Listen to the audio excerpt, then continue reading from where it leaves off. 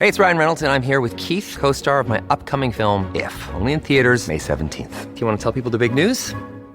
All right, I'll do it. Sign up now and you'll get unlimited for $15 a month and 6 months of Paramount Plus Essential Plan on us. MintMobile.com/switch. Upfront payment of $45 equivalent to $15 per month. Unlimited over 40 gigabytes per month. Face lower speeds. Videos at 480p. Active Mint customers by 531.24 get 6 months of Paramount Plus Essential Plan. Auto renews after 6 months. Offer ends May 31st, 2024. Separate Paramount Plus registration required. Terms and conditions apply if rated PG.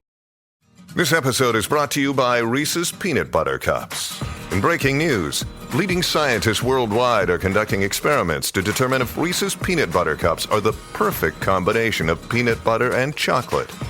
However, it appears the study was inconclusive, as the scientists couldn't help but eat all the Reese's. Because when you want something sweet, you can't do better than Reese's. Find Reese's now at a store near you.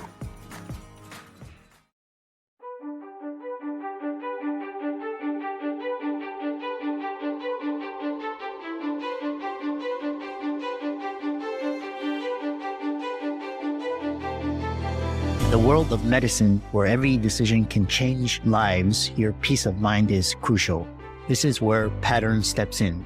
Imagine insurance made simple, fast, and personalized just for you. With Pattern, you're not just getting disability and life insurance, you're ensuring your future and protecting your greatest asset, your income. In the past 10 years, Pattern has transformed the way over 20,000 doctors secure their financial well-being. Discover the simplicity of securing your future at patternlife.com or click the link in the description.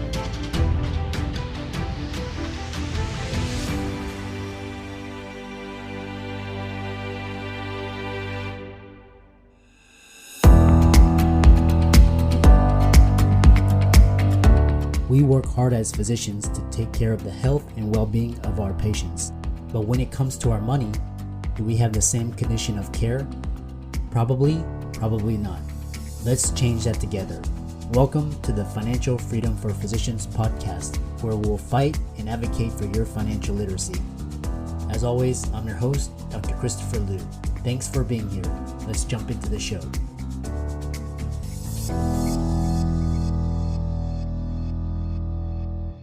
Hey guys, welcome to week's podcast episode. I've got a fantastic guest for you today, Marie DeCosse, and she is the founder and CEO of NOMAD Travel Groups. And she's going to talk to us all about what NOMAD Travel Groups is, and she's going to talk about entrepreneurship. Be a great conversation for the audience. Thank you so much for having me. I appreciate you taking the time. Talk about, your story and your journey, how you founded NOMAD Travel Groups, what it is, and how the audience can benefit from it. Sure. So I had somewhat of an unconventional childhood. I spent my early years growing up overseas. I spent 2 years in Madagascar and 5 years in Bangladesh. And no, I did not live in a cave. I have been asked that before. Did not live in a cave in Madagascar. I was really honestly very grateful for that experience. It was a humbling experience growing up in third world countries. When I moved back to the US, I had this insatiable urge to travel, insatiable wanderlust. And I knew that at some point I would want to combine my career with my love for travel. So I went to school, I studied accounting. I worked my way into an internship where I was exposed to international tax. And I said, hey, okay, here's an opportunity for me to combine business with travel. And so I moved into this international tax role for a public accounting firm, quickly realized that international tax, despite the name, doesn't involve any travel whatsoever. Maybe when you get to the partner level, but not as an associate. Worked for that firm in any case for a number of years. I earned my CPA and then COVID hit. And like most professionals, I went to a fully remote lifestyle. And I realized the one good thing about COVID was that I was able to combine this passion for travel that I had with the work that I was currently doing. I could still serve my clients from any location. So when the firm that I was working for told us that we had to go back into the office, I decided to quit. I said, I'm not doing that. If I can travel and work somewhere else that's what I'm going to do. I'm not going to be loyal to this firm. So I moved to another firm, found myself sort of in a rut. I didn't know what I was doing with my life. I wasn't inspired by tax. There had to be something else out there for me. And so I did what I always do when I'm about to make a major life decision. I booked a trip with some girlfriends. We went to Saboga, Panama, which is this little island off the coast of Panama. I highly recommend to anybody who's adventurous and wants an off-the-cuff destination. And while we were sitting there on the beach, we were all sitting and we were reflecting about life and friendship and community. And we realized that there had to be a way for us to do this more often. The only barrier really was cost. I mean, we all know the cost of travel accommodation is rising drastically, and it has been for the past number of years.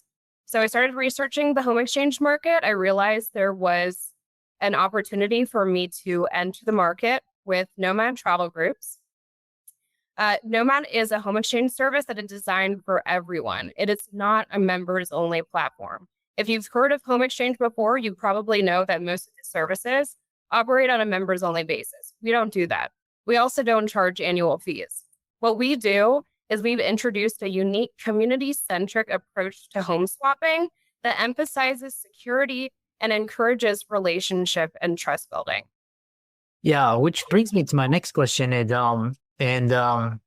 lot of the audience out there, it sounds like, how is it different than like Airbnb or VRBO? I think there's also like a new platform that just launched, Hello Landing, I think. But how is it different? So Airbnb and VRBO operate in the short-term rental market.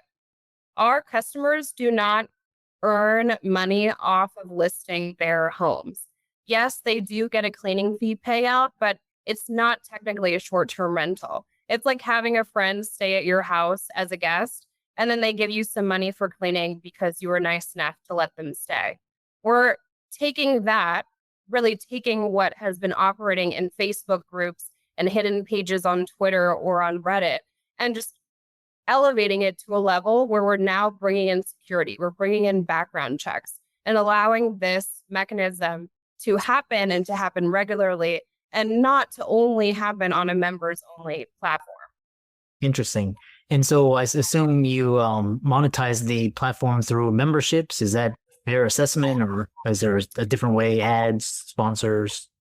No, so we do not charge annual membership fees. Our prices are very competitive. We charge a small per day fee on a stay, and we also charge a one-time transaction fee per travel group assignment, which is our matchmaking mechanism. We collect a cleaning fee from the staying party, but that is distributed to the host. We do not collect any portion of that cleaning fee. Oh, interesting. So, kind of moving on now that we kind of know what NOMAD Travel Groups does.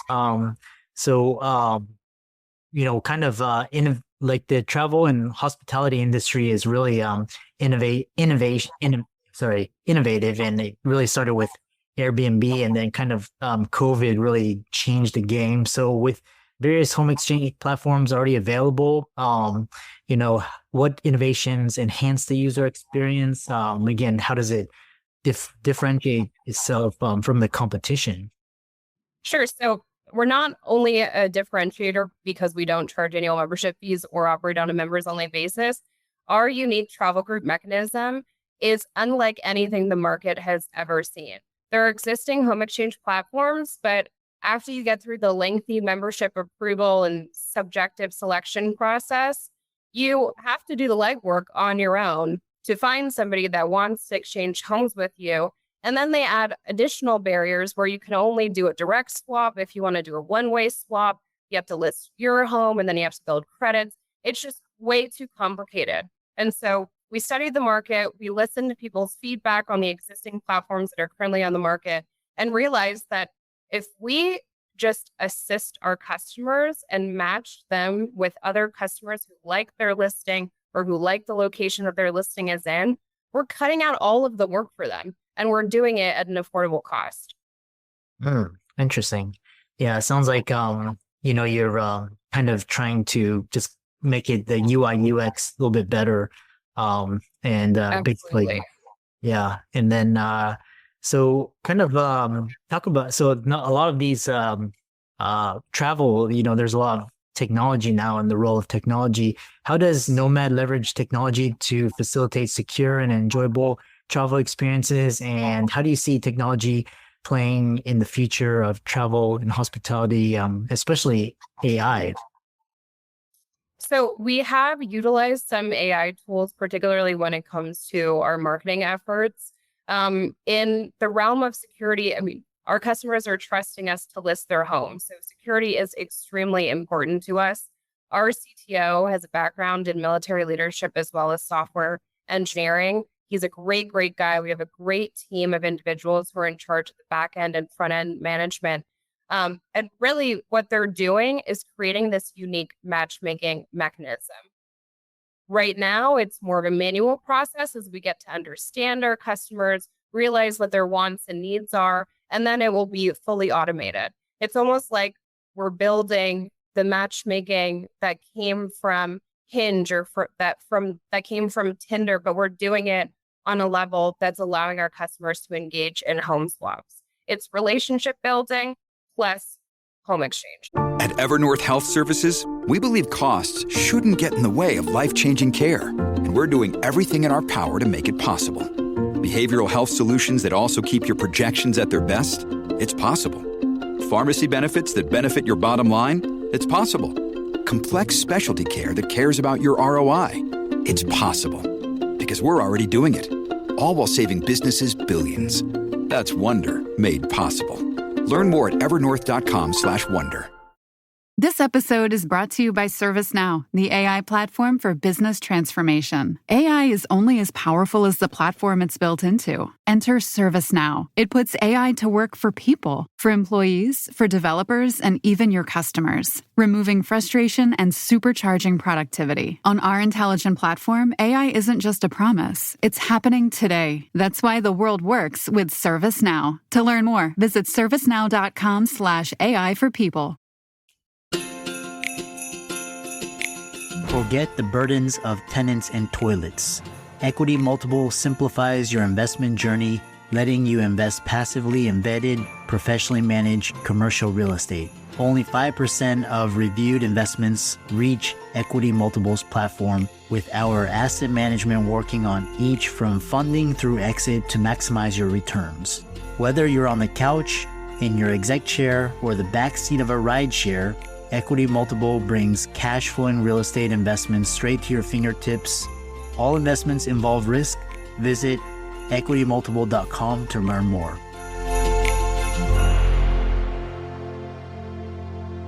Yeah, interesting. And really, it sounds like kind of like before you can really scale, you have to do things that don't scale. And like I said, it's kind of like in the early days, like of Airbnb, like they flew out to New York City, met with hosts, got their inputs, and kind of innovated on that. And a lot of because my niece, she's like a coder and she's developing apps for a lot of these, basically it's all an exchange and matchmaking, could be buyer and seller of, could be homes, could be goods and products, could be relationships. So then the other question I have is, kind of talk about some of the hurdles you faced while establishing Nomad, and, since it's launched, have you managed to overcome them, kind of reiterate and make the user experience better? So as a founder, there are hurdles every single day that you have to overcome. And my message for all fellow founders and co-founders who are in the bootstrapping phase: believe in your product and lead with authenticity. That was advice that I was given in the early stages of Nomad. One of our most significant hurdles, like most other startups, is capital. We have an amazing idea and we're getting response now from our consumers or potential consumers, but you still need to convince the money guys that this product and this service is worth investing in. And that really just takes, again, belief in your product, hustle, work every single day. I work 12 to 13 hours a day to make sure that I'm putting my best work into Nomad. Don't give up on an idea just because you're faced with something difficult. There's always a way to work around it. And also believe in your team, lean on people. The best advice that I've gotten throughout this experience is reach out to other founders, reach out to people who have been your mentors in the past. Just ask for help, and you'll see quickly that it'll get your product or your service to where you need it to be. Interesting. The other question I get a lot of tech founders is, are you currently in the phases of just basically bootstrapping, pre-seed, just like or angel, or just like family friends, or are you planning to raise like VC? Talk about how you plan to kind of fund the company. So we're currently in the bootstrap plus family and friends phase. I would call us between pre-seed and seed. So our MVP is currently being built solely off of our bootstrap and family and friends fund. It will be launching in the summer. We are working on raising seed capital. So by the time the MVP launches, that is our target goal to achieve our first raise. I've attended conferences. I've had various discussions with investors.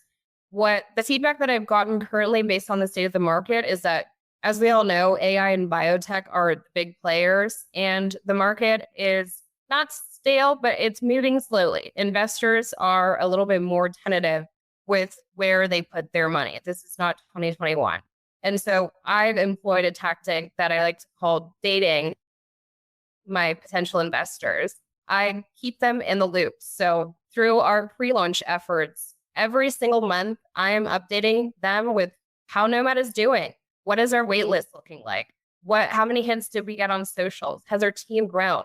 You want to, and keep in mind, you're asking people to invest a lot of money in your product, and it's okay that they want to take time to really figure out where this product or service is going. So my best advice is to date your investor, believe in your product, hustle, get out there, go to conferences, talk to people. The right people will come at the right time. And also, you're looking for a partner. You don't want to rush the process. Yeah. The other question is, especially in the startup phase, how are you leveraging culture, community building to build the brands, build awareness, network effects, solve that cold start problem? I suppose I'll speak again to, reaching out to, initially it was friends who were entrepreneurs that had built successful companies. That was really when I just had the idea. I had no clue where to start. I gave the advice and I ran with it. Then I came to a stopping point where I needed more advice. I got a pitch coach and business advisor who I work with. He took me to the next level. Then I needed a little bit more growth. And so I worked with a marketing person who helped build out that wing. And then I needed more investor contacts. And so I went to conferences. You'll find yourself at various stages of the growth of your company and also your personal growth, where you need to leverage contacts in your circle and outside of your circle. And that is building your community. And that community is a mutually beneficial relationship. Always remember to give and not just to get. Yeah, I love that. Next question is, because I think with, there was like big headlines with like Uber using using software to kind of hide detection from locales, and there was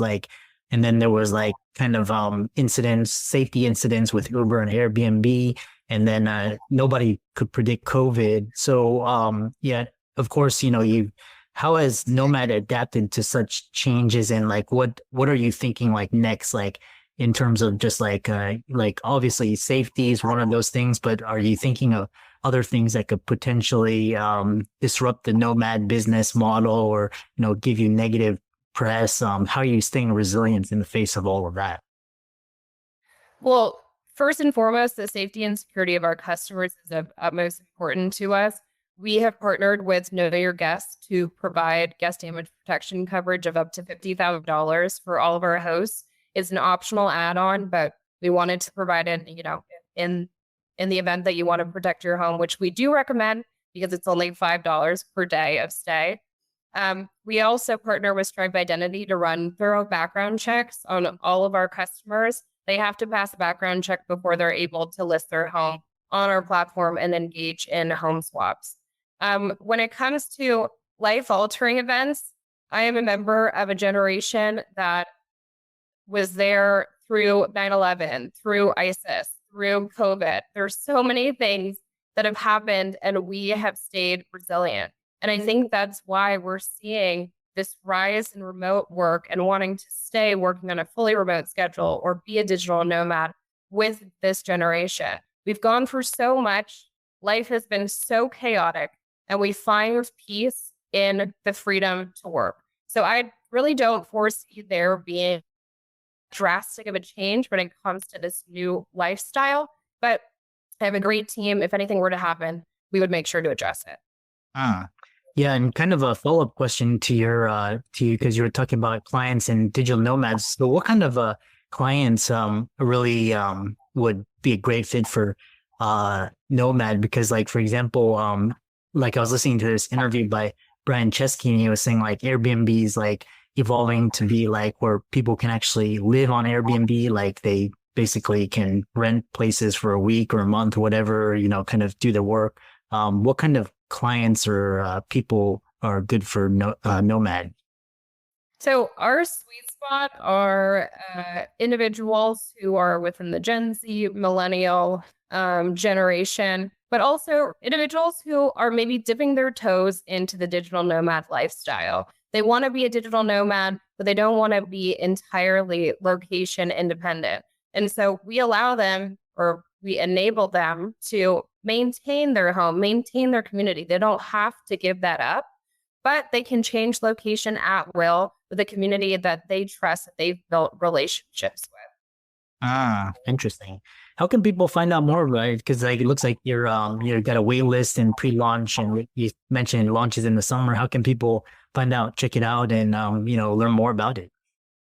So pre-registration is live on wetravelnomad.com. We're on LinkedIn at Nomad Travel Groups, and we're also on Instagram and TikTok at wetravelnomad. If you have any questions, please reach out to customer service at wetravelnomad.com. There's also a ton of facts and exciting features on our website that you can check out. Interesting. And I like I said, I always love talking to startup founders and people, entrepreneurs trying to solve a particular problem in a niche. And so it's really interesting and a great conversation. And be sure to give Marie's socials a like and follow. Check out Nomad Travel. And thanks so much for coming on. Thank you so much for the time. I appreciate it. Doctors dedicate their lives to caring for others. It's time someone took care of you. Visit patternlife.com to simplify your path to peace of mind. Patternlife.com, simplifying your insurance journey.